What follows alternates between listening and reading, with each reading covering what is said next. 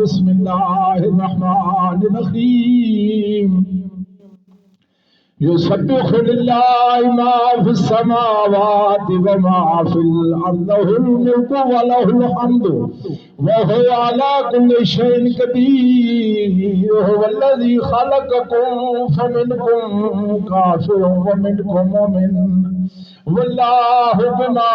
تعملون بصير خلق السماوات والأرض بالحق وصوركم فأحسن صوركم وإليه المصير يعلم ما في السماوات والأرض ويعلم ما تسرون وما تعلنون والله عليم بذات الصدور ألم يأتكم نبأ الذين كفروا من قبل فذاقوا وبال أمرهم ولهم عذاب أليم ذلك بأنه كانت تأتيهم رسلهم بالبينات فقالوا وبشر يهدوننا فكفروا وتولوا واستغنى الله والله غني حميد زعم الذين كفروا أن لن يبعثوا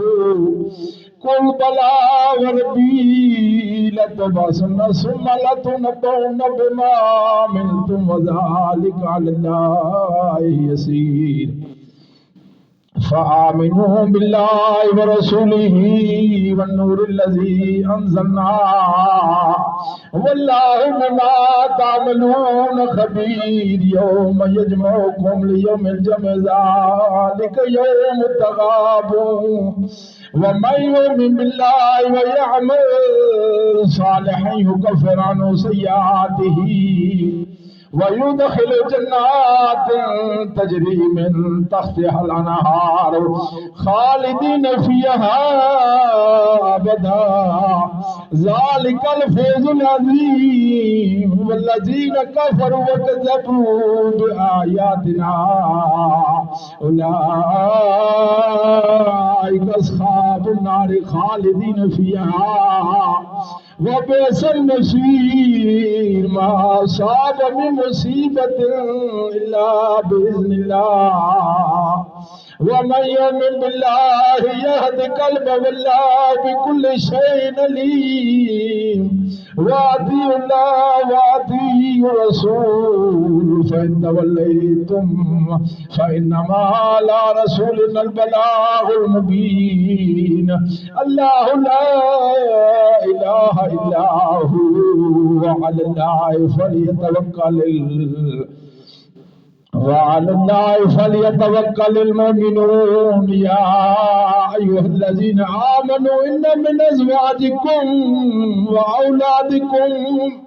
عدوا لكم فاحذروهم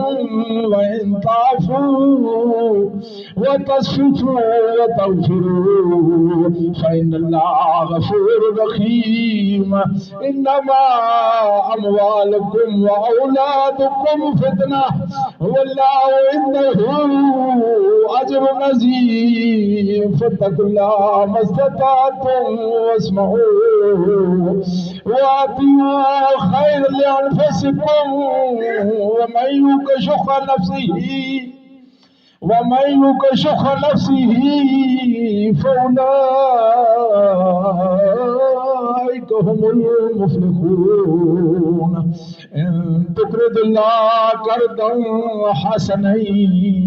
يضاعفه لكم ويغفر لكم والله شكور حليم عالم الغيب والشهادة العزيز الحكيم آمنت بالله صدق الله مولانا العظيم